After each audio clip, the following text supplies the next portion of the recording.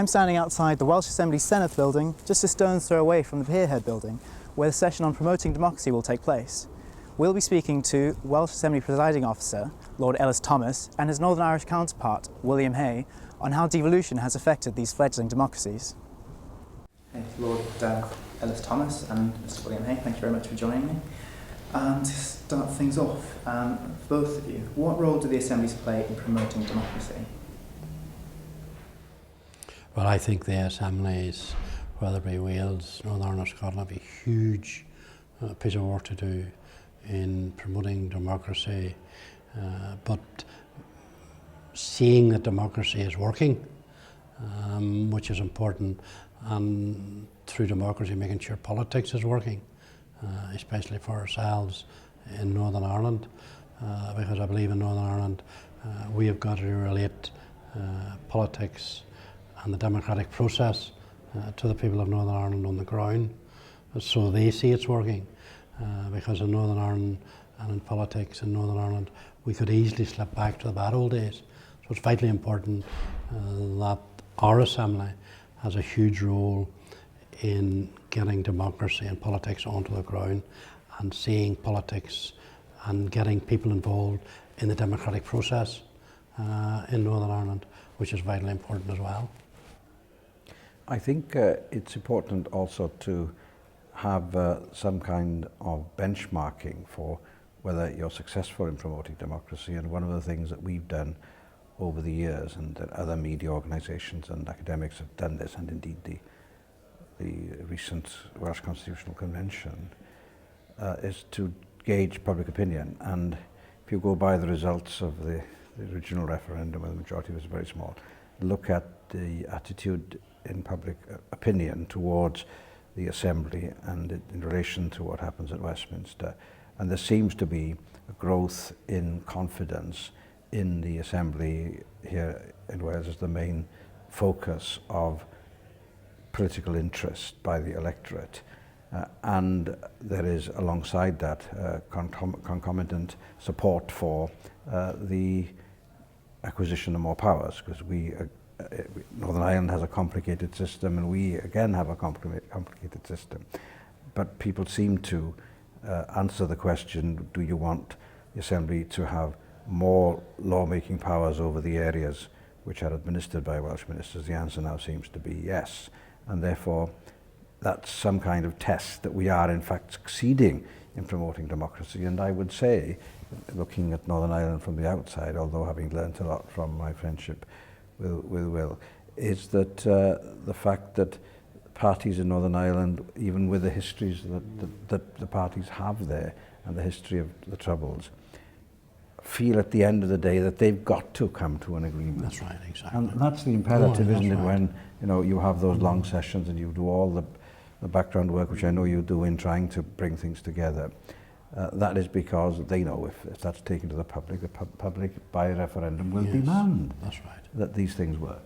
And so, in that sense, I think we've got proof that we are promoting democracy.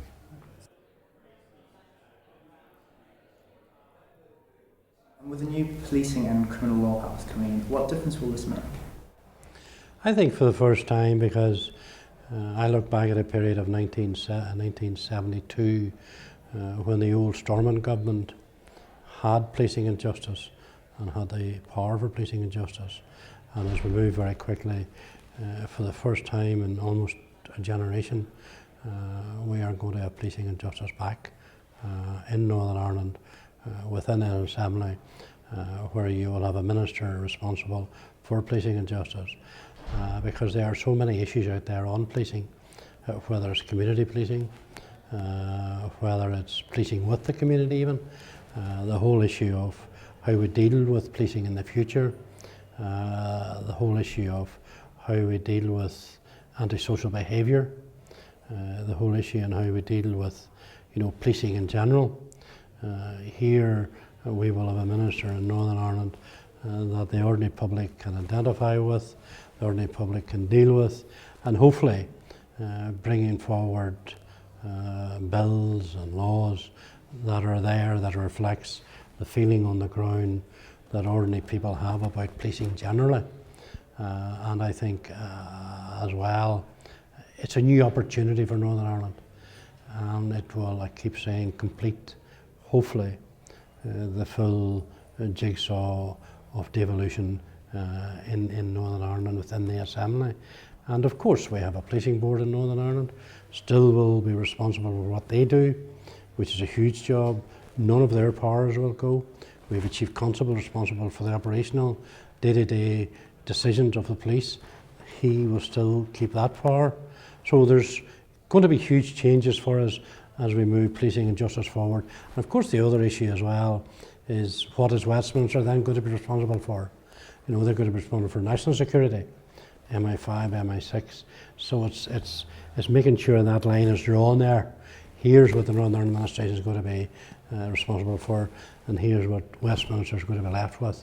So certainly for ourselves as an Assembly, as we move forward to appointing a Justice Minister, it's exciting days ahead. And I think for all of the people of Northern Ireland, as we take policing forward as well. And policing has saw huge changes in Northern Ireland. There's been a complete overhaul of policing in Northern Ireland over the last number of years, which I think has been good for policing. I'm of course very interested in encouraging and supporting what's been happening in Northern Ireland, because when the process is completed there, Wales will be the only one of the devolved institutions not to have a proper structure of justice, administration of justice, and of policing. So would you say that's the next step? Well, it's logical to me that if you have a lawmaking assembly, you have a judicial system, and you also have a policing system, and all that goes with it, youth justice and probation and all the other issues, and the prison service. Now, at the moment, funding of policing is about 60% Home Office and 40% through the Welsh bloc, through the Minister for Social Justice and Local Government here. But I know from discussions with the 4 Chief Constables and others that there is a strong feeling that this should happen.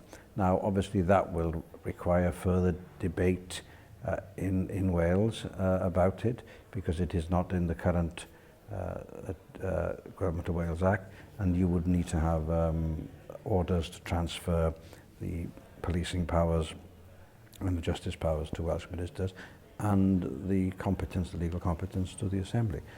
But I don't think there is an issue about that, because I'm sure the Welsh public and the practitioners would feel a benefit from it.